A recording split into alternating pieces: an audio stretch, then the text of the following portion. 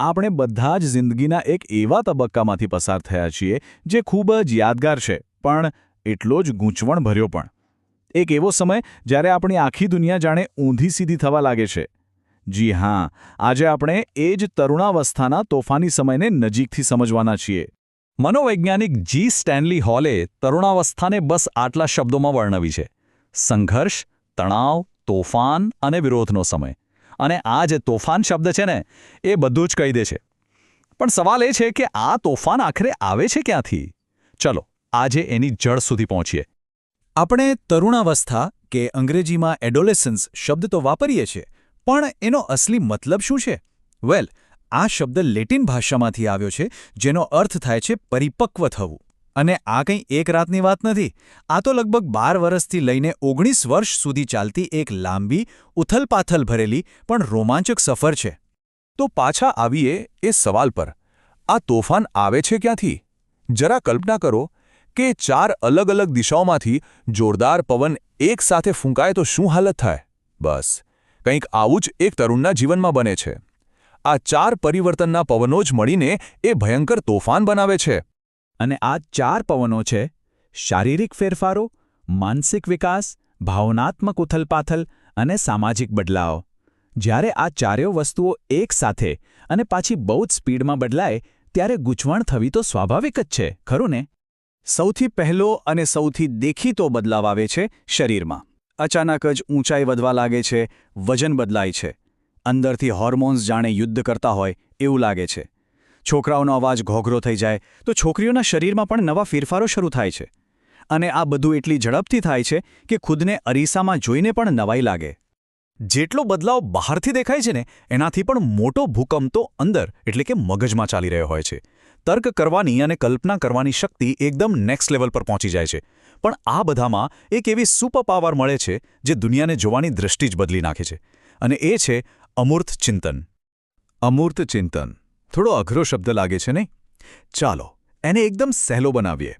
આનો મતલબ છે એવી વસ્તુઓ વિશે વિચારવું જેને આપણે જોઈ કે સ્પર્શી શકતા નથી.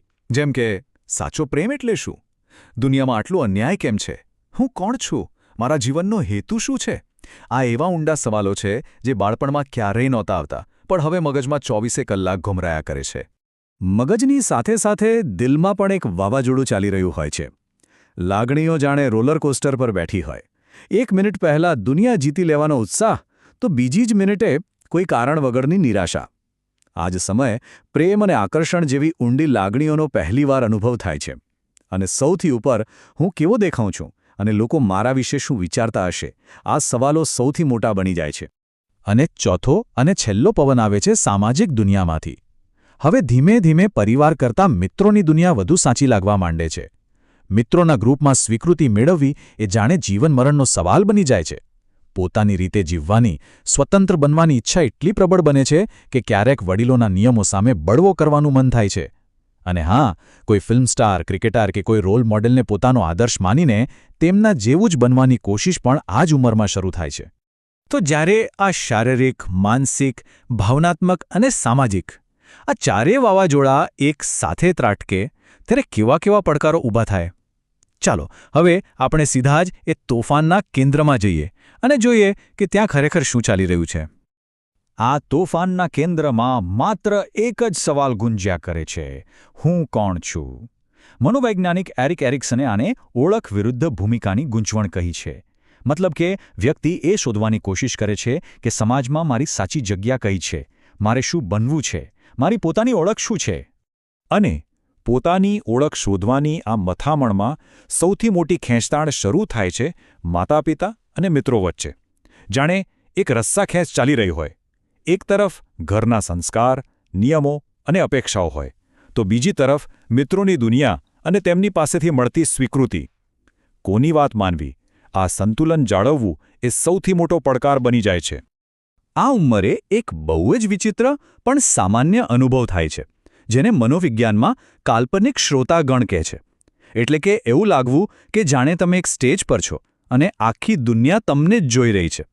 તમારા કપડાં, તમારા વાળ, તમારી ચાલવાની રીત બધું જ લોકો નોટિસ કરી રહ્યા છે અને જજ કરી રહ્યા છે. આને કારણે લોકો શું કહેશે એ ડર ખૂબ જ વધી જાય છે. અને પડકારોની યાદી અહીં પૂરી નથી થતી.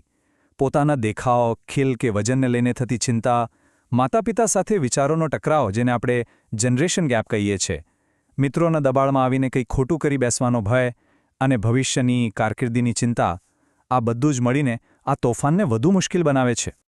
તો આટલું બધું સાંભળ્યા પછી સવાલ એ થાય કે શું આ તોફાનમાંથી બહાર નીકળવાનો કોઈ રસ્તો જ નથી? છે, બિલકુલ છે. હવે આપણે સમસ્યાઓ પર નહીં પણ તેના ઉકેલ પર વાત કરીશું અને જોઈશું કે વડીલો આ સફરમાં એક માર્ગદર્શક દીવાદાંડી કેવી રીતે બની શકે છે. અહીં વડીલોની ભૂમિકા ખૂબ જ મહત્વની છે. સૌથી પહેલાં એક કડક શાસક બનવાને બદલે મિત્ર અને માર્ગદર્શક બનો. બીજું, શરીરમાં થતા ફેરફારો વિશે શરમ રાખ્યા વિના સાચી અને વૈજ્ઞાનિક માહિતી આપો.